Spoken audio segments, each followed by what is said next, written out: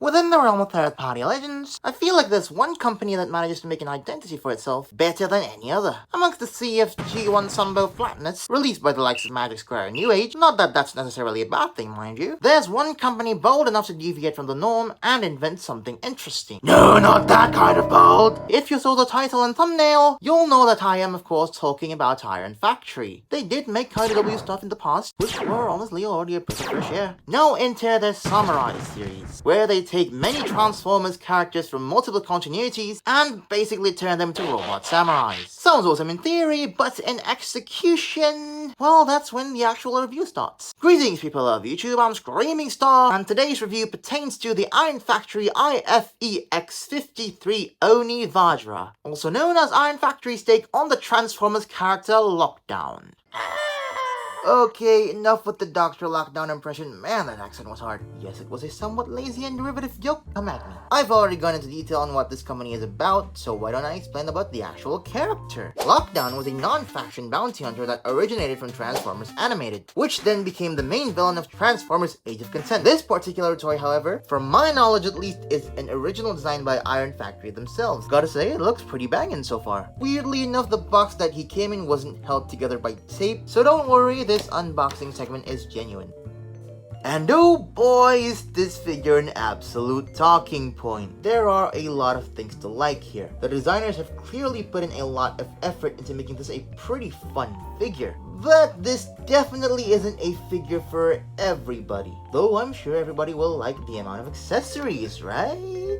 Well, he comes with quite a few. Wrapped in a series of Ziploc bags as well, that's kinda nice. And I'll go through these quickly like how I did my New Age Starscream review. Lockdown comes with a pair of fisted hands, open hands, straight grabbing hands, and grabbing hands that point downwards, all of which can be swapped via this ball joint system. This thing is incredibly small and I am a bit concerned about the longevity of it, so please show some physical restraints when you're swapping out the hands for these hooks. They are very nicely painted in silver and oof, I love the sculpting on them. They're sharp as shit though, so be careful that you don't accidentally fulfill your greatest desire. The hooks in themselves already look menacing as hell, but when you bring these chains into the equation, they become so much cooler. He comes with 3 of them, and they all use the same small-ass ball joint that's used on the main figure. With these thin-ass struts posing as chains, I don't see them becoming a problem at all. I really wish they would have come up with a better system for these. But hey, as long as you show restraints, I'm sure you'll be alright. At least they don't feel fragile. You can combine these chains in multiple ways to great effect. He also comes with a katana that looks very swish. Not as sharp as the hook, so make of that as you will. You can put them in either of the grabbing hands, but sadly the grip on the downward facing ones are a bit loose. For storing this katana, you get an extra sheath part that can be attached to his back. Slide the katana in there and yeah,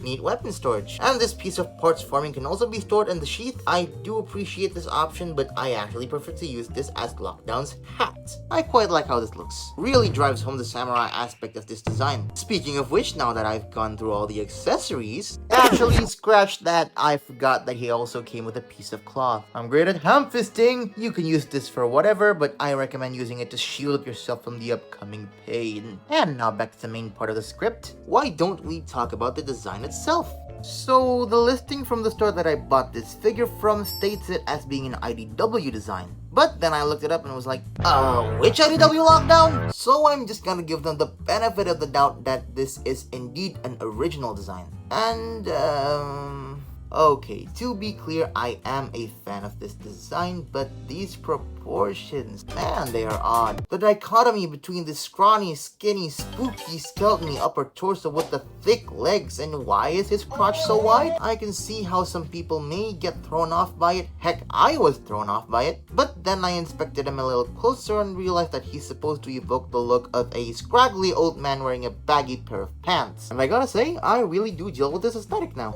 I do miss the likes of a windshield chest or front bumper feet, but hey, I'd rather him have less kibble than more. Plus, it does sell the uncanny humanoid creepiness of this design. Looking at this head sculpt, you can see inspirations from some of Lockdown's contemporary designs, and I think it came out pretty well. Combine that with this really nicely defined and not at all questionable ribcage, really adds some personality to him. Shoulder pads are a bit out of place, but it's fairly concise, so I don't mind them. His legs have even got a slight S-curve to them to make them flow with the robot design more as opposed opposed to being obvious vehicle kibble. And it's obvious that the spikes throughout this figure are very sharp. This sort of impedes on the play aspect of this figure, but after a while I got used to it, and maybe so will you. Overall, it's still a somewhat weird design that I can totally see people being opposed to, but who knows? Maybe his articulation will change your mind. So Lockdown's posability is overall pretty good, but there are some weird caveats. Ball joints on the neck and on the head itself, but the head one is a bit tight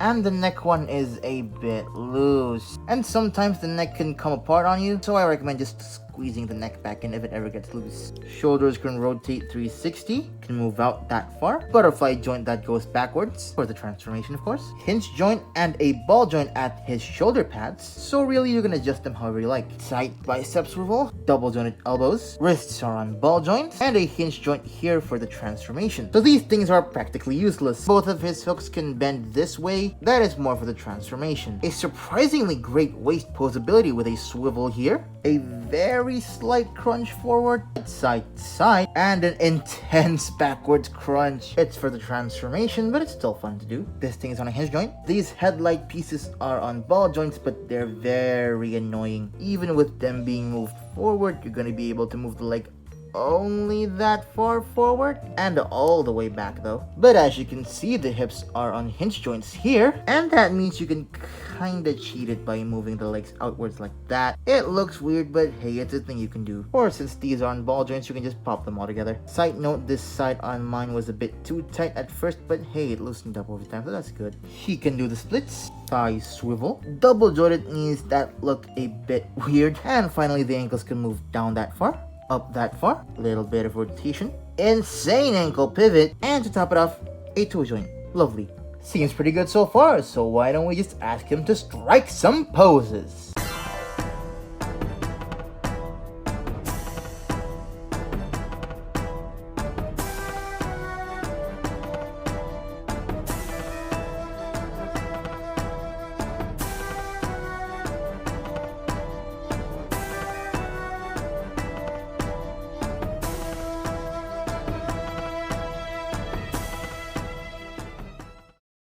After all that delightful articulation, the intricate details, you'd be hard-pressed to find that this figure is actually not that big. I mean, it is a legend scale figure, so what did you expect really? Size comparisons.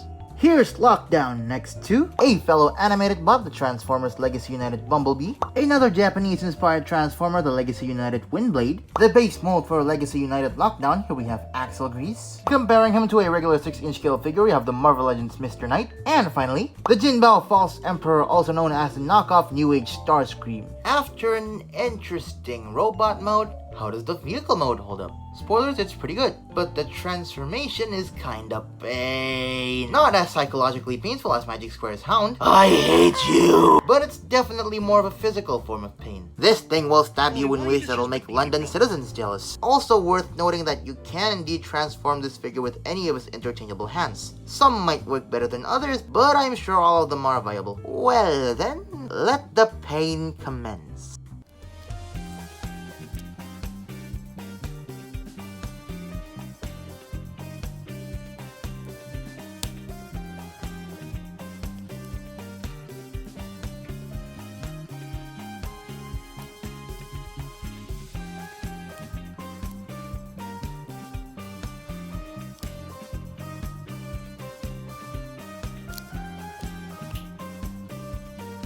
This slot also exists on this side, so if you want to transform him with both hooks on, you can do that.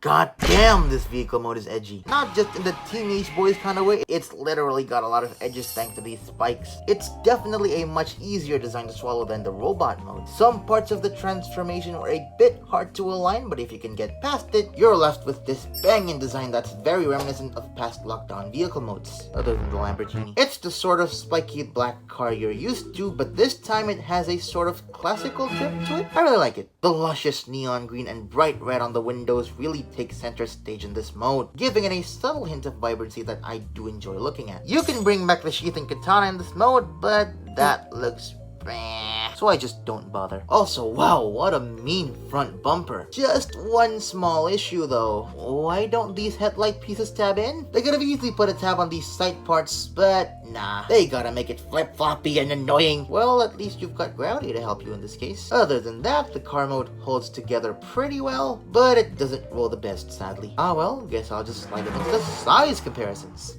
Here he is next to Bumblebee, Windblade, Axle Grease, Mahusive Mr. Knight, and finally, not Starscream.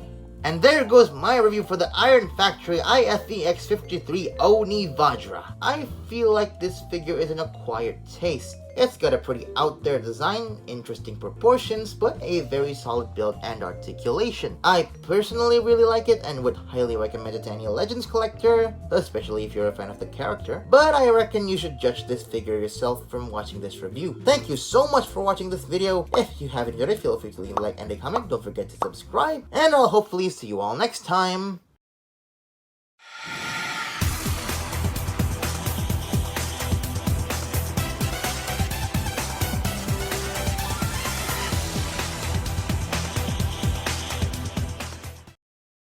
Little thing to add at the very end here. Know that Dr. Lockdown like time that played in my intro segment? Yeah, that was me who did it. I didn't steal it.